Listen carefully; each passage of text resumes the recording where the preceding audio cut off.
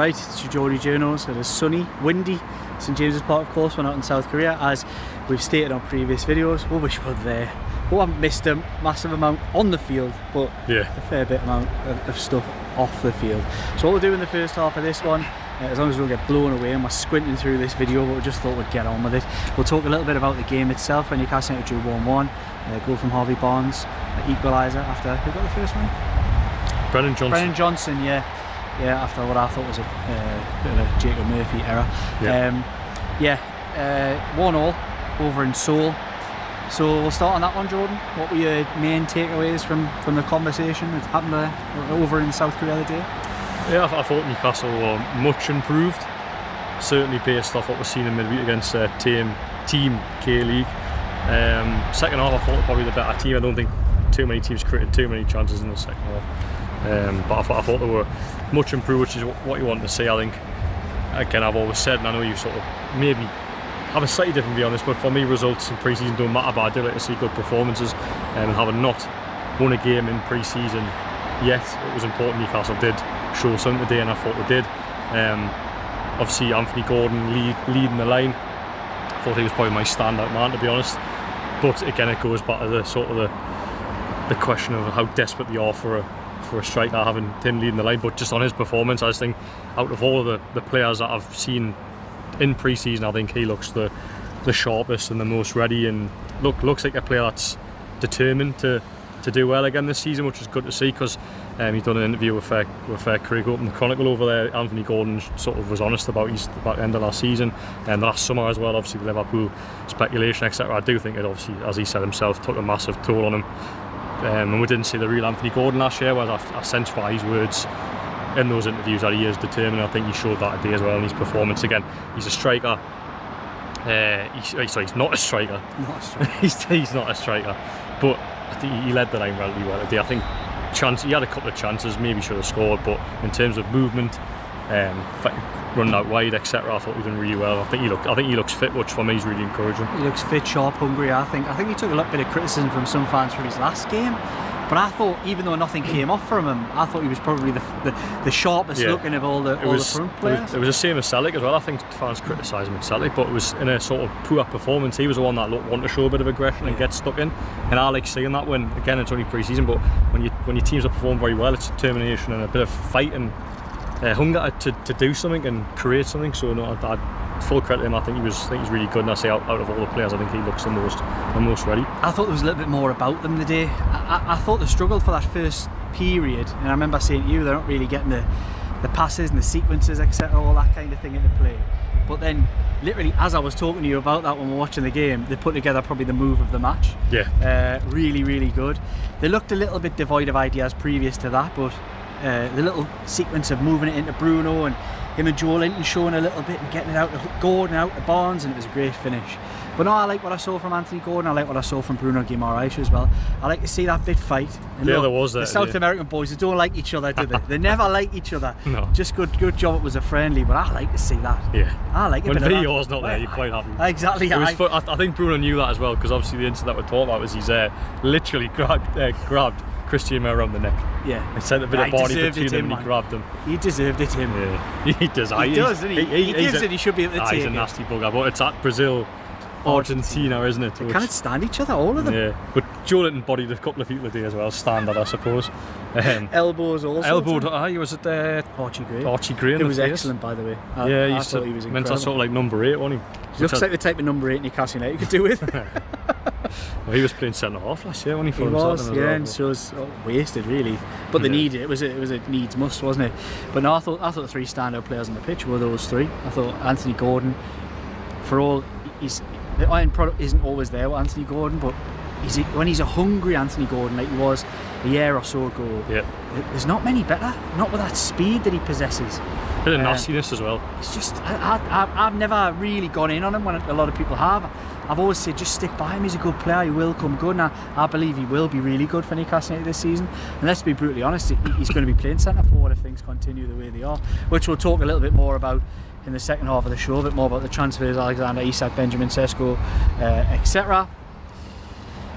But yeah, I thought Bruno, Joelinton showed a little bit. It's nice to see that the team had a little bit of frustration, a bit of bite, a bit of fight. Yeah. You don't want to surrender, and I said that in the last video. As a football club, as a team, as players, as a squad, as a fan base, there's no surrendering, and that's what it's felt like this summer. It's felt like a bit of a wave the white flag sort of approach. They've tried, it's just not worked. Now it's worked, and the players needed to show a bit. I said that in the last video. It's time for some of them to stand up in adversity, and I felt there was a little bit more of that today. On what was a bit of it, you know, it was a bit of a testimonial, wasn't it? For Son. Yeah. But it was a South Korean, not Son himself, who caught your eye today. I know you wanted to say something about that. Yeah, Park. I'm not going to try and pronounce the two other words I did try in the last one, but yeah, Park. I just thought for the second game in a row, I thought maybe midweek I'd be sort of flash in the pan, but I thought again he was really bright today. Lovely touch, lovely bit of skill. It's like I was trying to create a skill for him, and he sort of does a little jink back, and he's really caught my eye, and I just hope Newcastle manage him really well, because clearly this lad's got talent. Yeah. He's got undeniable talent, and previously when Newcastle have signed the type of these players, I'll go back to Garang Kwal. I think he's the sort of perfect example. Is they signed him from Australia, sort of played the World Cup, high potential, but coming here hasn't really improved. If anything, it's actually knocked him. Failed loan spells, done all right in the 21s last year, but just wasn't quite managed quite rightly in my opinion. Look, it always comes down to ability, and maybe Garang Kwal, for example, is not good enough, and maybe Park in the future might not be good enough, but he's got something there, and I would just like to see Newcastle get his development right, because if they do, there is a chance he could break through. Young lad, but he looks like he needs a lot of training, I think. He does, yeah. He doesn't quite look, he doesn't look svelte and quite the right shape you'd want him to be, but that's just because of the level he's been playing at. It'll be 6 months here of proper training, strength conditioning, all that kind of stuff. He'll be in great shape, and he looks to me like he's a willing winger who wants to take people on and wants to excite, and look, I wouldn't be keen to stifle that in any way, shape or form, and I hope Eddie Howe takes to him and brings him in and around and has taken to him, because there's a lot to like there, and he sounds like he's going to get kept around for the 21s, which I think is the best step, because I don't think you need Lucy send out on loan. I think coming from a new country, I do think he just needs to get to know the area and the club before looking to send him out on loan.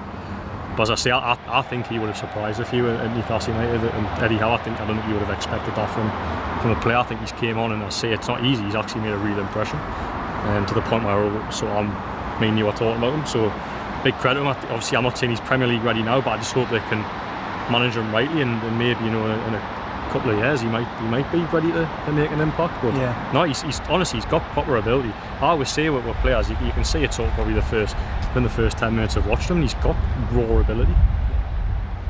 Definitely. I think there's a few in and around that. I mean, Sean Neves, another one I really like. Yeah, he hasn't got many minutes, or did he? He hasn't got many minutes here, and I think they're possibly going to keep him around again, potentially, before loaning him out, which is probably, like I say, it's the kind of arm around the shoulder. We'll keep you here and we'll learn you how to do it properly before you go out and make your mistakes. I think that's the best approach. Lewis Miley could have done with that, really. I think, although there was flashes in the game, I think there's been little flashes. There's a quality player there somewhere. It's just not really been shown in full-blown games yet. You can see he's a lad. I said to you, if I was in and around him, I would be literally getting a load of DVDs, hold them out, get the videos out, go on YouTube, get him a couple of cassettes. Video recorders. That's what I used to call them as a kid, video recorders. Get him on YouTube and just say, right son, you're a big lad, you're going to fill out when you get older. Maybe he's get a bit more brave in the tackle, but just go and watch exactly what Rodri does. Watch everything he does, because that's where you'll play. And remember, you once coined him the standing Rodri, didn't you? Yeah, did I? Should tell the story. Gets to it, aye. Right, go on, you tell the story. So if you haven't subscribed to Newcastle World newsletters, they go live every Thursday morning, so I might put a link in the description if I remember, but if I don't, go to Newcastle World, sign up for the newsletters, because you get a Cronin's Corner newsletter every Thursday morning. But Cronin's Corner became Kennedy's Corner one Thursday, which I didn't quite know about because I was on holiday. He was on holiday, and we just kept it as Cronin's Corner. Cronin's Corner, yeah. So I'm going to take credit for this if this turns out to be true. But yeah, logging on to read the newsletter out of curiosity, to find that I myself had called Lewis Miley the Stanley robbery. Of course, it wasn't me. It was Liam who was covering that day. Yeah. I might have had a little bit of fun on your behalf that day. You're right. Well, that was the best edition I've ever had of that, the newsletter. Oh, it was with good. that quirky writing. It was, It was. No, anyway, I do sign up Newcastle Will. That's always worked for. Yeah. And of course, we'll have Dom back soon, hopefully. He'll be back, won't he? No, not Nah, this weekend. I'm not quite sure when, but See he's you next week. Next week. I'm counting down the days. Shields Gazette's Dom Skirl will be back at some point as well. But anyway, I think that's a good point. I mean, we've talked about the game. It is what it is. I don't like the thought. No person likes losing all the time. So even though friendlies don't matter, you didn't want to lose them all. No. And I think it was important they didn't lose that one. That was what I took from it, as well as showing a bit of bottle and a bit of fight. I think the defence is mad. Like, yeah, it's like short balls out, isn't it? Let's just keep getting that. Like, it's suicide football. Passing into players under pressure, back to facing their own goal. It's crackers, and it's very old. Pope, Trippier. On the day was Pope, Trippier, Target, Shea and Byrne. Combined age of 740. You know, all players in their own right. And they said all good players in their own right, but you can fill in what I'm talking about there. Anyway, I think they need to. Yeah, there needs to be. It's something that's going further and further back in the list of priorities, it seems. But it's in dire need in it of sorting out. But anyway, we'll go to the ad break. There's bits and bobs down here, and we're going to talk a little bit more about transfers and things we know, have heard, opinions as well. Some people criticise us for having opinions. What's all this about? You say, I want facts. I don't want your opinions. You come to the wrong channel if you don't want our opinions. Well, ever since we set this up nearly 3 years ago, it's been based on our hot takes on what's happening there. Yeah. We'll provide the facts, but we also like to give our sort of stance on it. So yeah, I think that's what we're trying to make ourselves unique in that sense. Of course, yeah. We're trying to bridge that gap, really. Yeah. Give you some informed opinion, because these guys, it's not me, these guys, Dom and Jordan, are always at every single Eddie Howe press conference, apart from the fact we're not in Korea. But will be, again, from Thursday if he does one. Yeah, potentially might do one out of the cellar weekend. He has the last couple of times, so I would think so. They might not, They might not know the Isak stuff. Be interesting. Who knows? They might still. Yeah, see what happens this week, watch. If they're still trying to sell tickets for Friday, they might still. Yeah. Tough sell that. to be, I know actually, well, the club sell Atletico Madrid tickets first, didn't they? And then which I bought for that. And then me and the kids. Sneakily, there's a Friday game as well if you want to come to that one. So I'll be working Friday with you guys. Dom will not be here actually, but just with you. And then I'll be in the stands on Saturday. Big good game. Enjoying the women's football first, and the men's after. No, it's because it's the women's Atletico Madrid as well, isn't it? Yeah, that should be it's a good day, innit? Yeah, it is. Hopefully. It's a step on level of opposition to say the least, like Champions League. But anyway. Anyway, right. Here's the ads. All the details are down below. After this, we'll be talking transfers, so do stay tuned. Comply IT Limited. Worrying about disposing of your old